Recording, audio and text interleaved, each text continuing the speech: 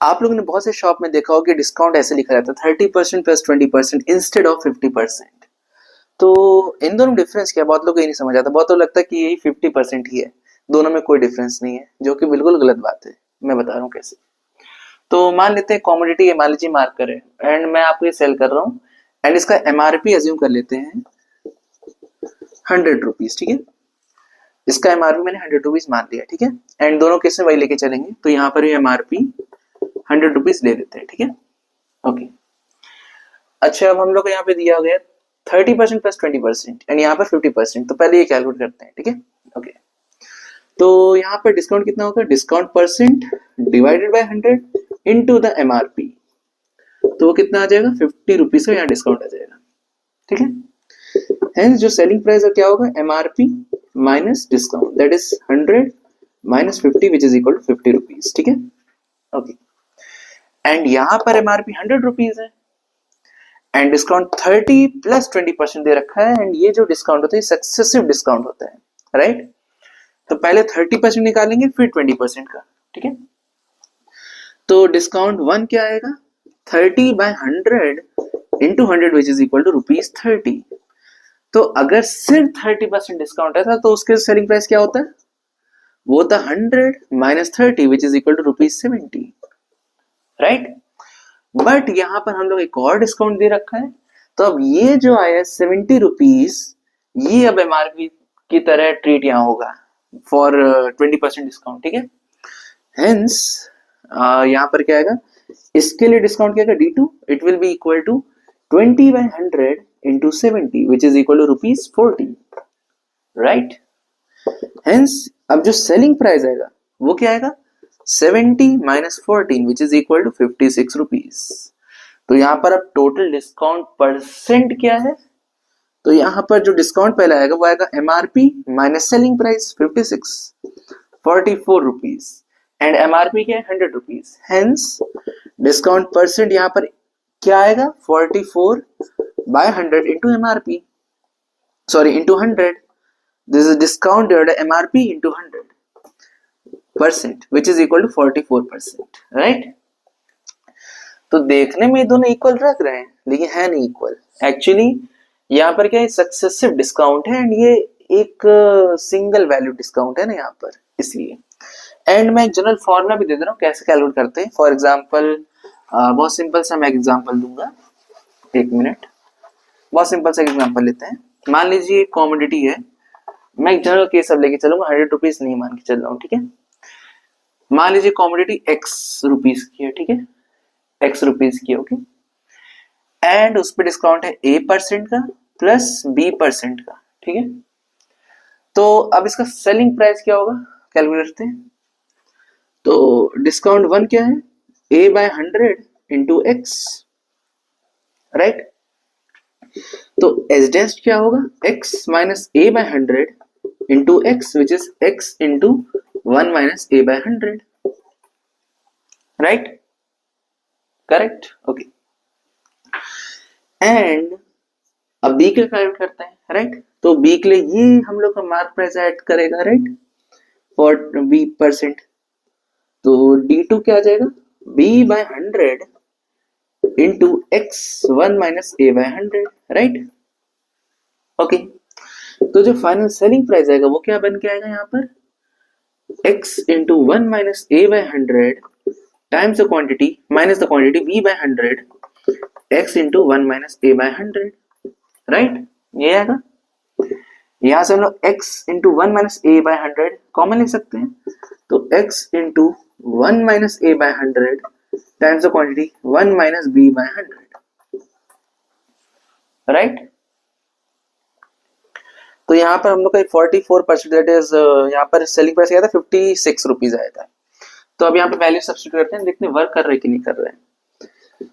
तो 100 रुपीज था and percent क्या था, 30%, 1 minus 30 times the quantity 1 minus 20 by 100।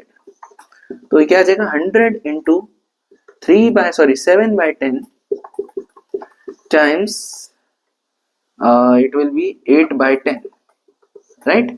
तो इसे हम लोग सॉल्व करेंगे, 8 into 5 sorry 8 into 7 is equal to 56 rupees, ठीक है। तो ये सेलिंग प्राइस आ जाएगा जो कि यहाँ पर हम लोग को मिला था, है ना।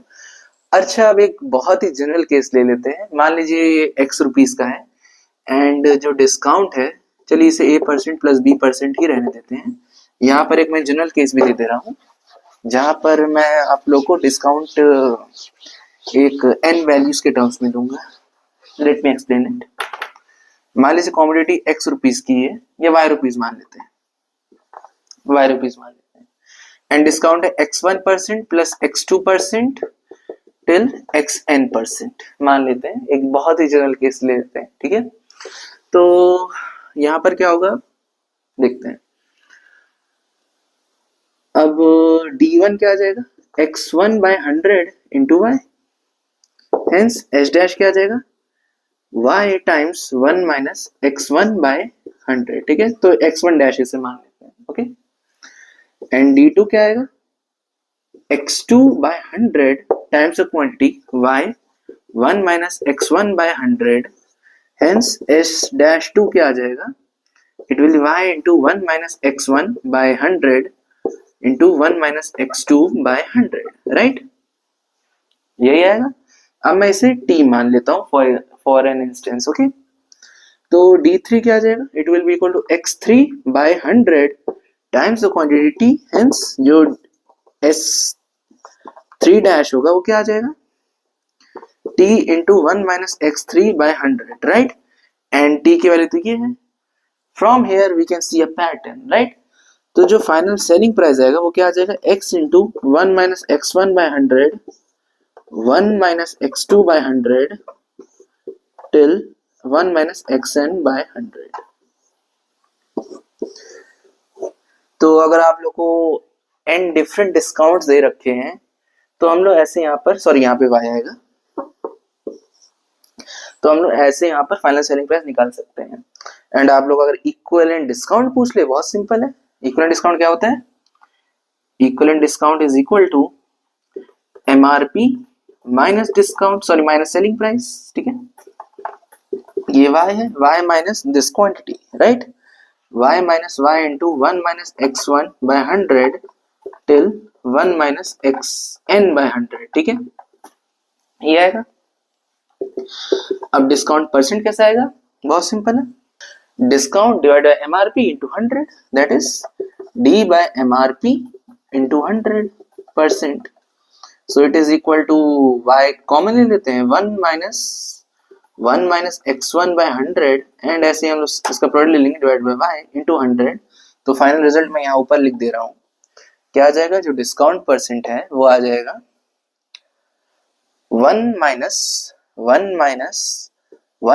x1% और x1 सीधा सीधा लिख दे रहे हैं, x1 divided by 100 times the quantity 1 minus x2 by 100 till 1 minus xn by 100, ठीक है, इंटू 100%। चेक भी कर सकते हैं, हम लोग पिछला केस जो लिया 30 प्लस 20, तो उसे चेक भी कर सकते हैं। d% क्या आ जाएगा, 1 माइनस 30 by 100, 30 by 100 कितना हो जाएगा यहाँ पर, 7 by 10 इंटू 8 by 10 आया था ना, हाँ, into 100%, which is equal to what, clearly it is equal to 44%, ठीक है। तो ऐसे हम लोग कैलकुलेट कर सकते हैं। एंड यहाँ से एक बहुत ही अच्छी चीज हम लोग को पता चली, क्योंकि ये प्रोडक्ट में है सब, तो बीट इन दिस सीक्वेंस या x2% plus x1% plus xn% plus x4% and so, मतलब किसी भी सीक्वेंस से दिया गया हो उससे कोई मतलब नहीं है, क्योंकि एट लास्ट ये प्रोडक्ट में है। प्रोडक्ट आपको पता है कि एक दूसरे में ऐसे कॉम्यूट कर जाता है, ठीक है, इट इज कॉम्यूटेटिव एसोसिएटिव, आप लोगों को पता है ना। तो उससे कोई मतलब नहीं है, चाहे आप जैसे इसे यूज कर सकते हो, ओके।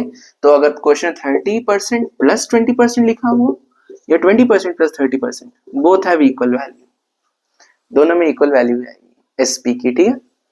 तो अगर एसपी की वैल्यू इक्वल है तो मतलब डिस्काउंट इक्वल डिस्काउंट भी वही सेम होगा, राइट। तो that is the total idea behind this successive discount. तो बहुत लोगों को डाउट होता है, इसलिए मैं सोचा एक वीडियो में से कवर कर दे रहा हूँ, राइट। तो if you enjoyed this video then please like share subscribe and please support this video.